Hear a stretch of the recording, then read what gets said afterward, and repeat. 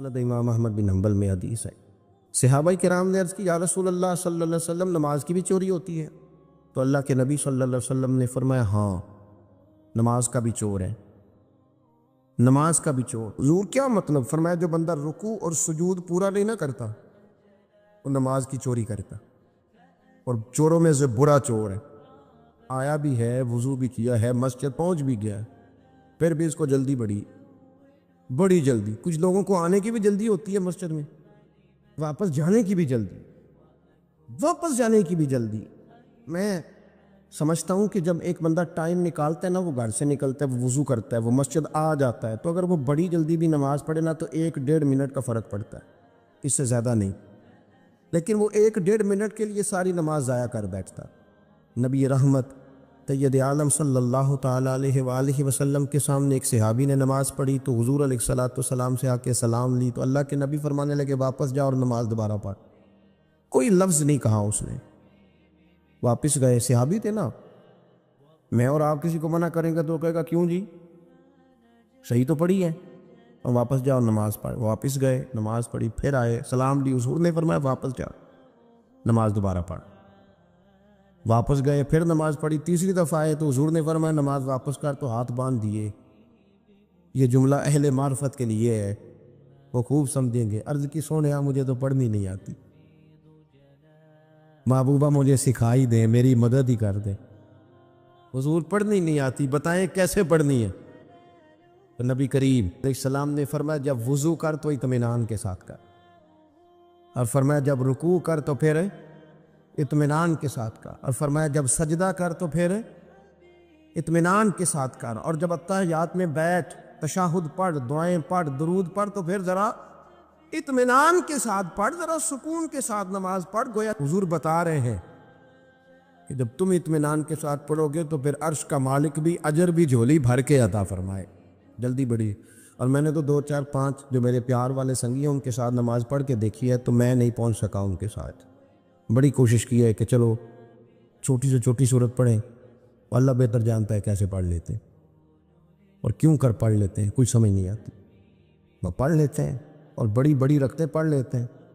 ایک بات اور کہہ دوں، کچھ زیادہ ہی لمبی پڑھ لیتے ہیں، سارے نمازی سلام کے لیے انتظار کر رہے ہیں اور 3 بندے 3 کل وہ کہتے اسی جیسا نہیں کا اسی تو پکاواں گے تاں ہی پڑھنا جی۔ اور خدا کے بندو یاد رکھو، جب لوگ انتظار کر رہے ہوں تو نماز مختصر ادا کرنے کا حکم۔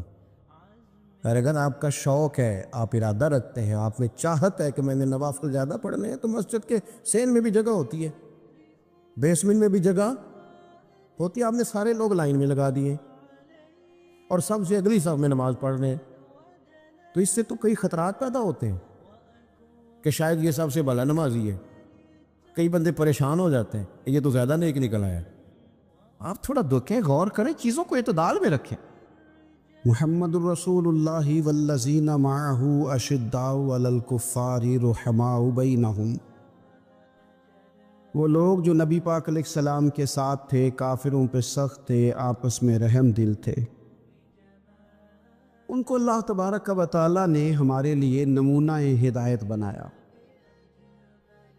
قرآن مجید فرقان حمید نے منافقین سے بھی یہی مطالبہ کیا تھا کہ تم اس طرح ایمان لاؤ جس طرح صحابہ ایمان لائے۔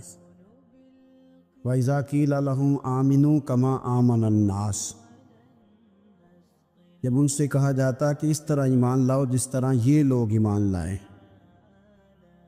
تو وہ چونکہ منافق تھے، ان کا جواب بھی منافقوں والا تھا۔ قَالُوا أَنُؤْمِنُ كَمَا آمَنَ السُّفَهَاءُ، تو کہنے لگے کہ ہم اس طرح ایمان لائیں جس طرح یہ بیوقوف ایمان لے آئے۔